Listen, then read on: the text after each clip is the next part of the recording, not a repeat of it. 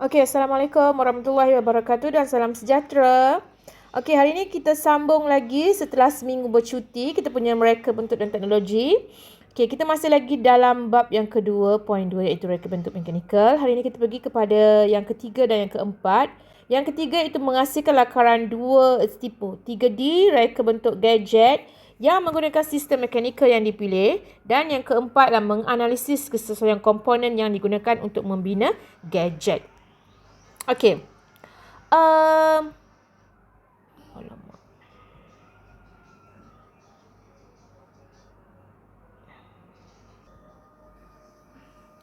Okey, jadi awak boleh rujuk buku teks awak muka surat 50. Okey. Menganalisis kesesuaian komponen yang digunakan untuk membina gadget. Okey, gadget tu apa? Gadget tu produk lah. Produk yang boleh menghasilkan pergerakan sama adanya berputar, berfungsi, menghasilkan bunyi, nyala ke lampu cahaya. Itu semua tu gadget lah. Okey. Dalam kita nak menghasilkan sesuatu produk atau gadget, ada 4 benda yang kita kena tengok. Okey, yang pertama adalah reka bentuk komponen. Okey, yang pertama adalah reka bentuk komponen. Okey, yang kedua adalah jenis bahan yang digunakan. Yang ketiga, kedudukan pemasangan komponen. Dan yang keempat adalah kemasan. Okey, jadi di sini kita nak tengok apakah poin-poin yang perlu dimasukkan dalam kita punya modul. Modul awak adalah muka yang kita guna pada minggu ini adalah pada muka surat 31. Okey. Kita tengok dulu reka bentuk komponen. Reka bentuk komponen ni bermaksud design pada produk yang awak nak buat tu. Pada produk yang kita nak buat tu. Jadi reka bentuk yang kita nak buat mestilah menepati citarasa pelanggan. Yang pertama mesti menepati citarasa pelanggan. Itu yang pertama. Yang kedua mempunyai nilai kebolehpasaran yang tinggi. So dia ada 2 kat situ. Okay, yang pertama menepati citarasa pelanggan. Yang kedua mempunyai kebolehpasaran yang tinggi. Yang kedua. Okey, jadi dia akan jadi 2 poin dekat awak punya modul nanti. Okey, yang kedua faktor yang perlu kita tengok adalah jenis bahan yang digunakan. Jenis bahan tu maksudnya bila awak nak buat produk, awak kena tengok bahan yang digunakan. Contohnya macam awak nak buat kerusi. Jadi awak kena tengok sebab kerusi ni dia fungsi dia untuk menampung berat badan manusia. Jadi kita nak buat tu, kita kena pilihlah bahan yang sesuai untuk menampung berat badan manusia. Jadi awak takkanlah awak nak buat kerusi awak diperbuat daripada kotak, daripada kertas. Jadi tak sesuai. Jadi kita tengoklah. Contohnya kerusi tu awak nak cipta untuk orang yang berat badan dia antara 90 hingga 100 kilogram. Jadi perlukan bahan yang lebih kukuh. Dan juga reka bentuk tu mungkin lebih lebar supaya orang yang nak duduk tu nanti dia akan rasa selesa dan selamat. Okey? Faham Okey, kita tengok jenis bahan Okey, so jenis bahan yang digunakan mesti bersesuaian dan dapat berfungsi seperti yang diharapkan. Dia ada 2 kat situ. Yang pertama sesuai dan yang kedua berfungsi seperti yang diharapkan. Sesuai dan juga berfungsi. Okey, sekarang kita tengok kedudukan pemasangan komponen. Kedudukan pemasangan komponen dapat mempengaruhi jenis-jenis pautan yang digunakan. Dia mempengaruhi pautan yang kita guna. Maksudnya, bila awak nak buat produk, awak kena tengok macam mana dia punya kedudukan tu. Contohnya macam nak buat kerusi. Jadi, kerusi tu boleh dilaraskan untuk orang tinggi dan juga orang rendah. Jadi, apabila orang tinggi nak duduk atas kerusi yang awak buat tu, dia ada satu pelaras kat bawah tu ataupun kat tepi untuk dinaikkan kerusi tu. Dan kalau orang rendah nak guna kerusi, jadi dia boleh dia adjust dekat pelaras tu untuk direndahkan kerusi tu. Jadi nak cipta benda tu, nak cipta tombol untuk pelarasan tu, awak kena tengoklah dekat mana sesuai untuk dipasang.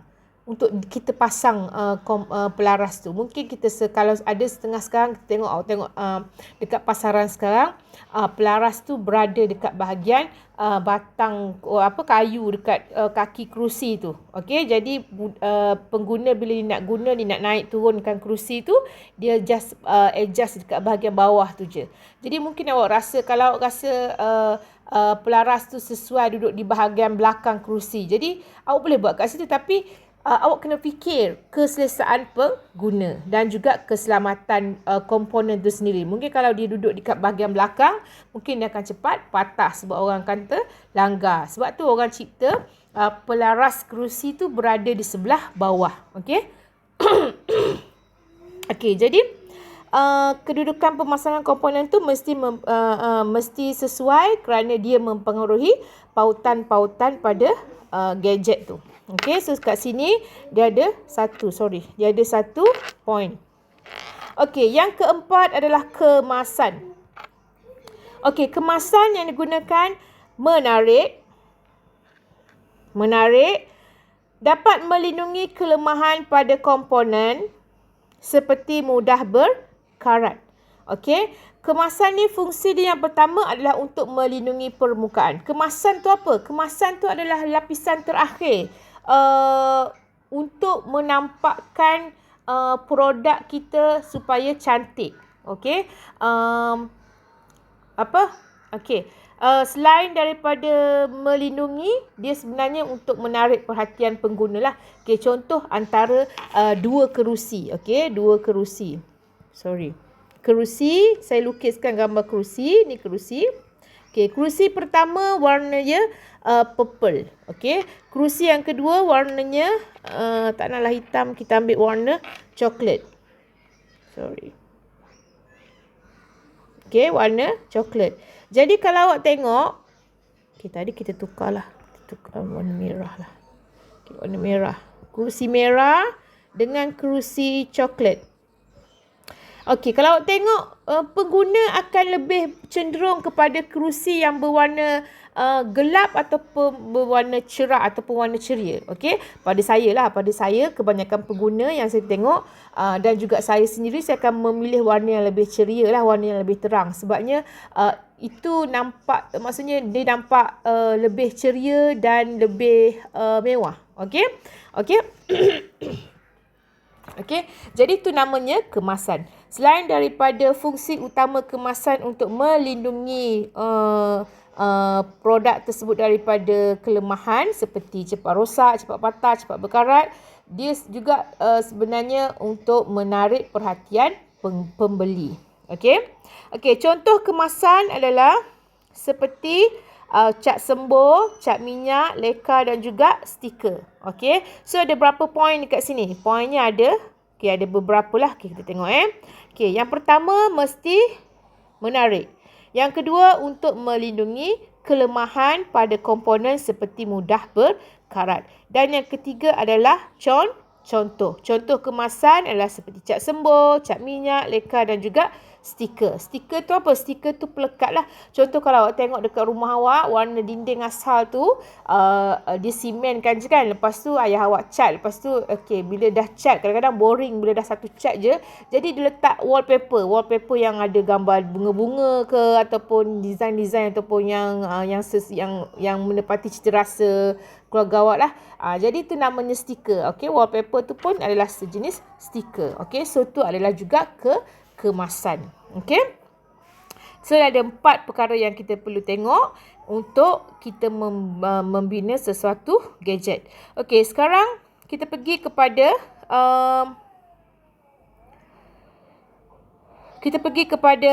contoh jawapan yang cikgu buat pada cikgu punya modul muka surat 31. Okey, so ni adalah contoh jawapan cikgu yang daripada tadi itulah. Okey, sama macam yang cikgu nomborkan ke atas ni tadi. Okey. Okey. Sekarang kita pergi kepada 2.2.3 sebenarnya. Tadi 2.4, sekarang ni 2.3. Kita patah balik kepada yang asal. Okey. Okey, sekarang ni kita nak tengok kelemahan dan kita nak buat ubah suai pada gadget yang sedia ada di pasaran. Okey, ni adalah produk yang sedia ada di pasaran lah. Jadi kita nak tengok apa kelemahan dan kekuatan yang ada pada gadget ni. Jadi kita nak buat pengubah suaian.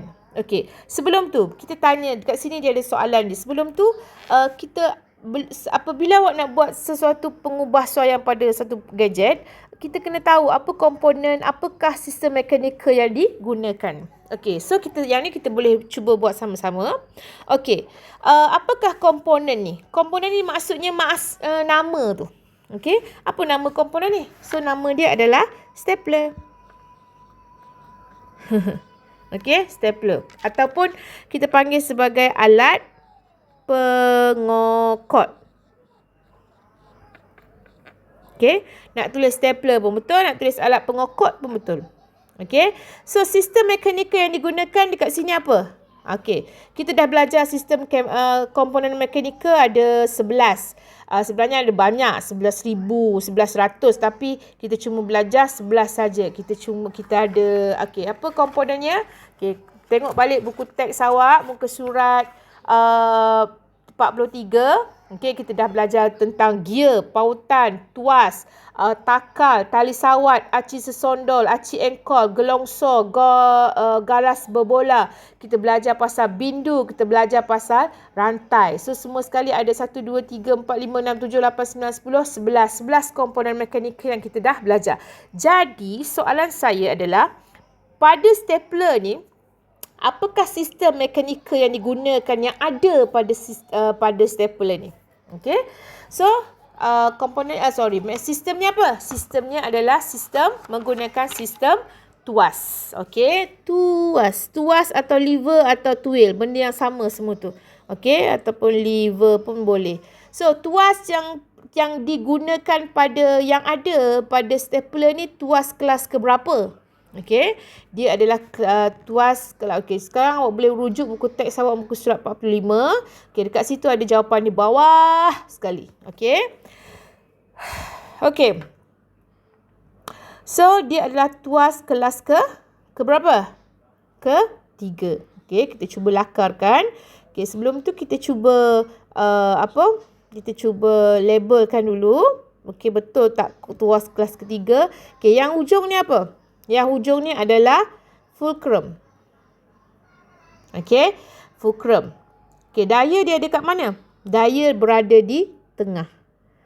Okey, ni daya. Maksudnya daya tu adalah kekuatan kita lah, tenaga yang digunakan untuk menghasilkan pergerakan tu. Okey, fulcrum ni adalah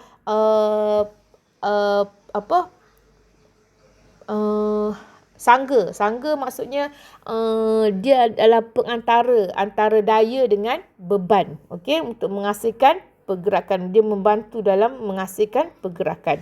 So, beban kat mana? Beban tu adalah kertas lah yang kita nak gunakan tu.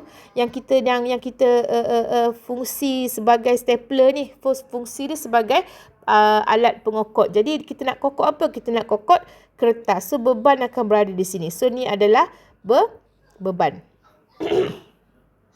Okey, so beban berada di tengah. Beban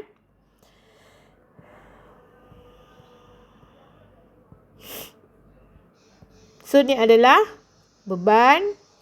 So tengah dia adalah daya. Sini daya.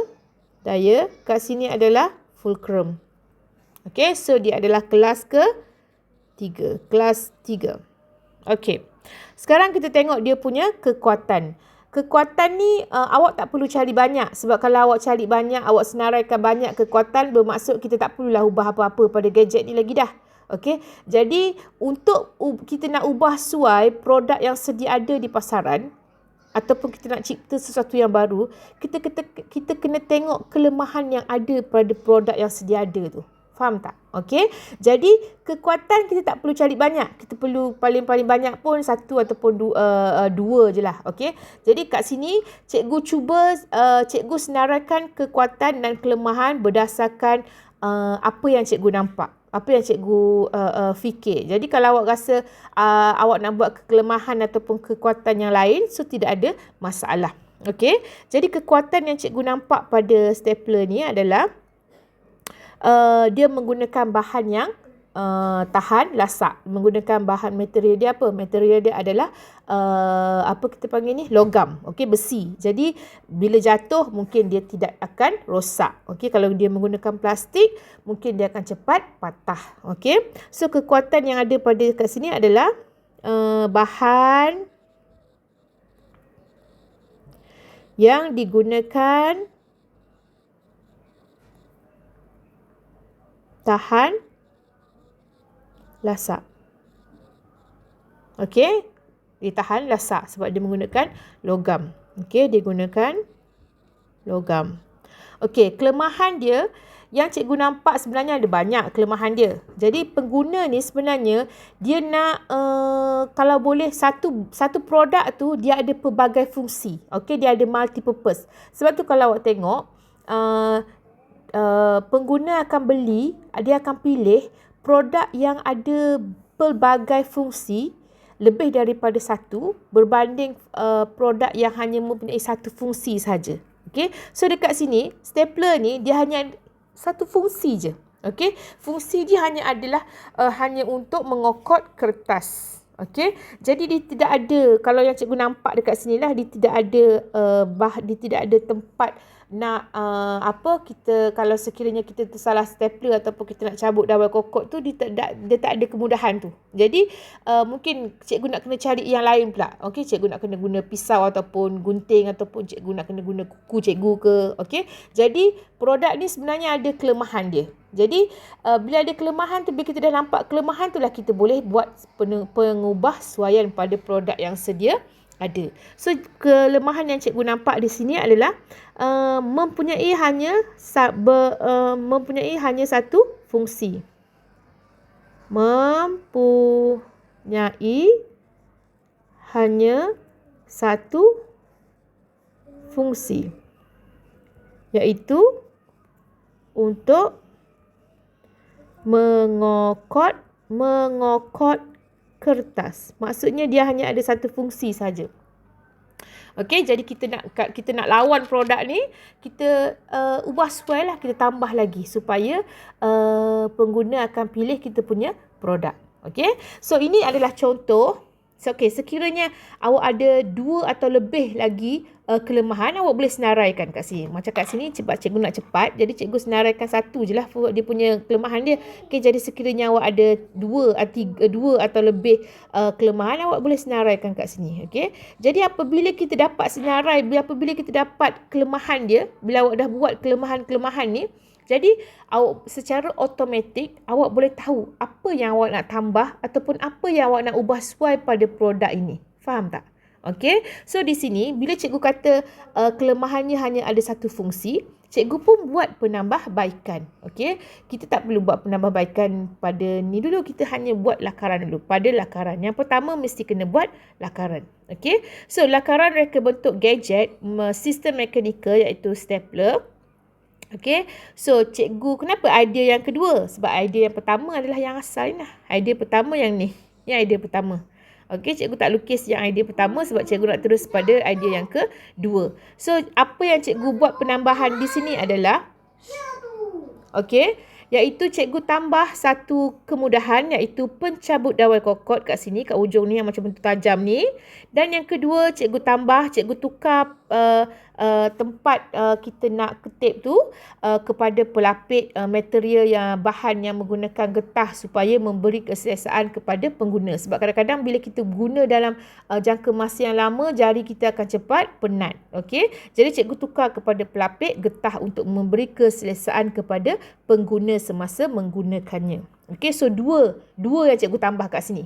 Okey, dia dah jadi 3 dah. Dia dah jadi 3 kelebihan dah. Dia dah jadi 3 fungsi dekat sini. Yang pertama, fungsi asal dia awak tak boleh ubah fungsi asal. Okey, fungsi asalnya mesti sama. Fungsi asalnya adalah untuk sebagai untuk mengokot kertas. Yang kedua, mencabut dawai kokot. Dan yang ketiga, dia ada kemudahan pelapik getah untuk memberi keselesaan kepada pengguna. Okey, so jadi kerja awak pada minggu ini adalah yang pertama awak mesti siapkan modul. Okey. Dan yang kedua, awak mesti lakarkan reka bentuk gadget. Gadgetnya adalah stapler. Kenapa stapler? Sebab soalannya stapler. Tak boleh lukis benda lain. Okey? Hanya stapler saja. Jadi, cikgu nak awak terus lukis penambahbaikan yang awak nak buat.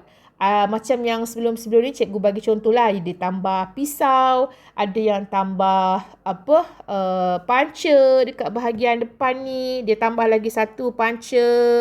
Okey, multi purpose lah benda tu. Okey, dia tambah satu lagi dekat sini, ada macam function yang macam pisau. Jadi dia tak ada pakai kat sini, tapi dia letak benda tu di bahagian sini. Kalau dah tak nak guna, benda tu boleh dimasukkan balik. Okey, ada yang letak tempat letak dia letak satu bekas macam ni kat sini.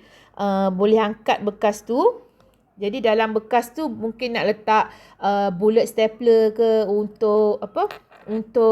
untuk kan bila kita dah guna, lepas tu kan bullet stapler tu kita kadang-kadang kita nak cari lagi kan. Jadi dia ada bekas spare kat situ untuk letakkan bullet stapler. Okey.